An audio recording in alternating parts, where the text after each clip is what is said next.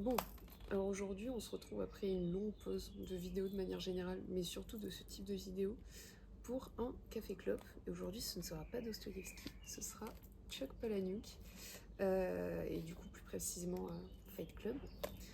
Aujourd'hui, je vais un peu review, alors je vais review le livre évidemment, mais aussi le film parce que genre, je pense que l'un ne va pas sans l'autre. Donc, allumons cette cigarette.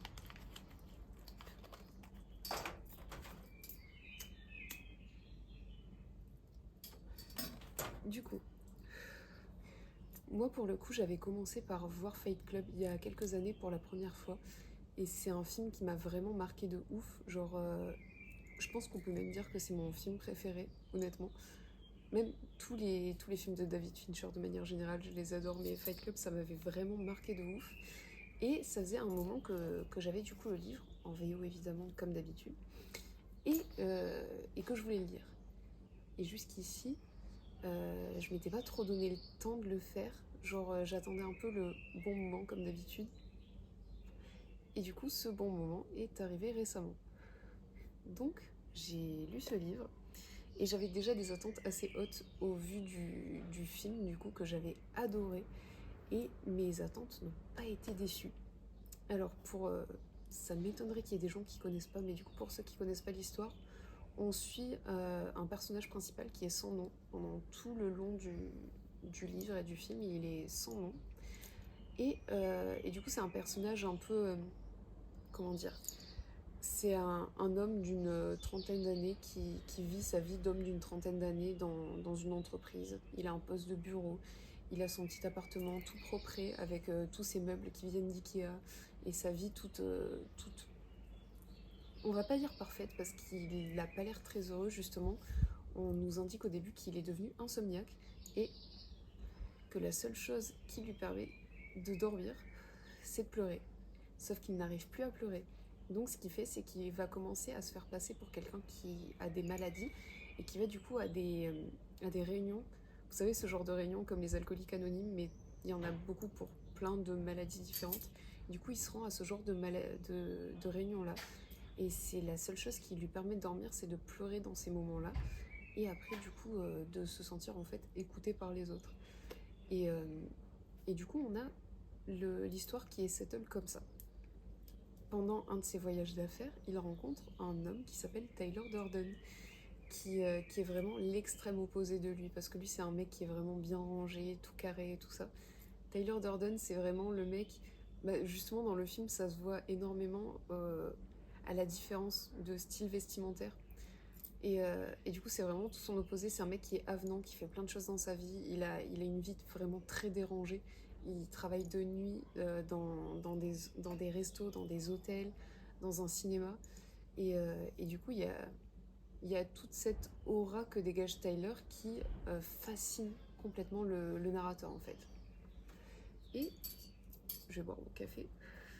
Petit café glacé, vu qu'on est bientôt en été. Donc, euh, du coup, il commence à se lier d'amitié suite à un malheur qui arrive au narrateur. Son appartement a explosé, mais littéralement explosé.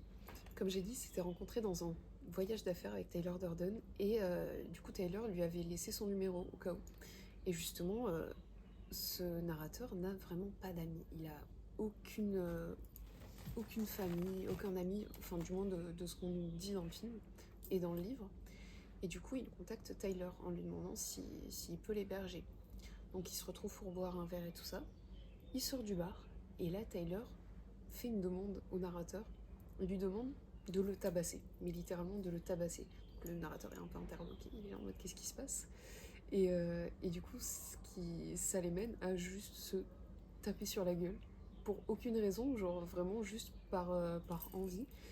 Et, euh, et là commence le Fight Club. Du coup, c'est un club qui sont organisés où juste des mecs se rencontrent pour se taper dessus. C'est un peu un mode opératoire thérapeutique en un sens.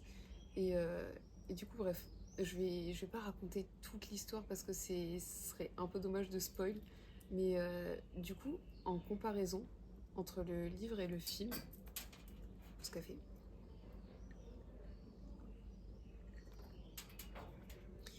comparaison entre le livre et le film, en fait, je trouve que les deux sont très similaires.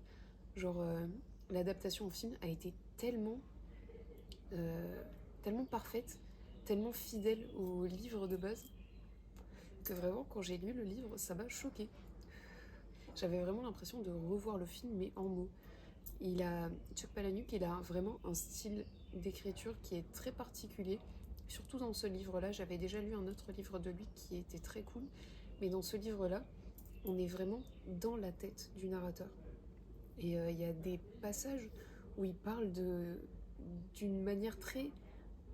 Mais je sais, si vous avez vu le film, vous allez comprendre, mais la manière monotone et très factuelle. Et c'est un truc que je trouve hyper intéressant. Et, euh, et du coup, ouais, j'ai vraiment adoré ce livre. Je pense il est monté dans mon top 5 de livres préférés. Et ce que je trouve trop marrant, c'est que c'est vraiment mon film préféré. Et c'est un peu la honte de dire que Fight Club, c'est ton film préféré.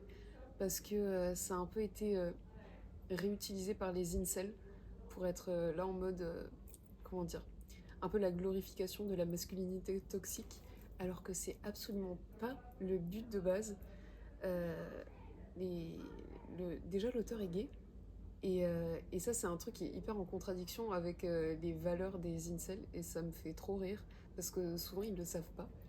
Et même, genre, le seul but du livre et du film, c'est vraiment de critiquer la société de consommation dans laquelle on vit, et de montrer un aspect, comment dire, de libération en fait, de cette société de consommation et de capitalisme et tout ça, par, comment dire, par une sorte de thérapie, par la violence et l'autodestruction, pour justement se libérer de ces cases-là en fait. Et c'est un truc que je trouve hyper intéressant, alors que du coup ces incels-là, ils le voient vraiment très premier degré, en mode baston, homme, bataille.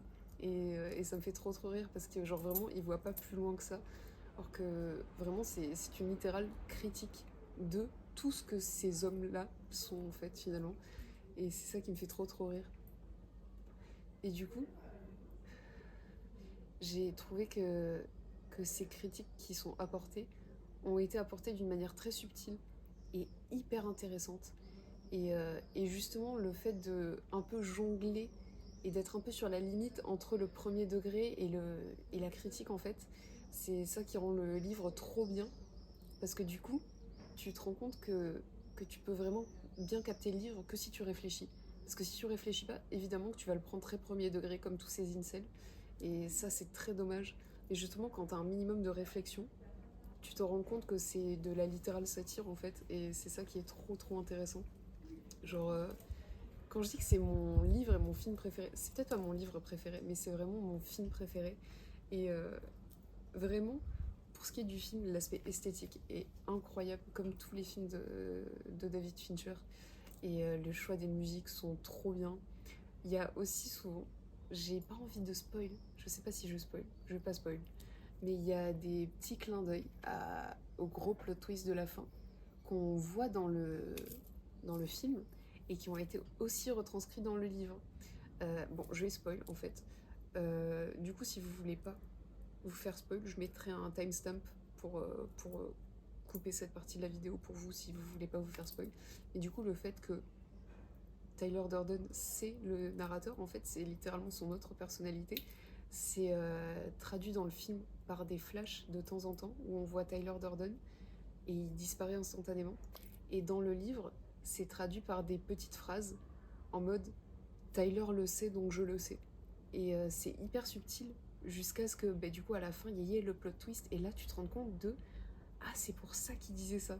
Et je trouve ça tellement intéressant, genre vraiment ce livre est trop trop cool. Et j'ai trouvé que ça se rapprochait vachement du style de Bret Easton Ellis, l'auteur d'American Psycho. Mais justement, je crois que les deux sont vachement potes. Et c'est un peu la même manière de critiquer la société, mais de manière un peu borderline, on va dire. Et c'est ça que j'ai trouvé vraiment trop cool. C'est vraiment devenu un de mes livres préférés et je suis trop trop contente d'avoir attendu le bon moment. Parce que comme j'ai déjà expliqué plusieurs fois, moi j'ai des bons moments pour lire certains livres. Et, euh, et là, du coup, ça a été très récemment le bon moment.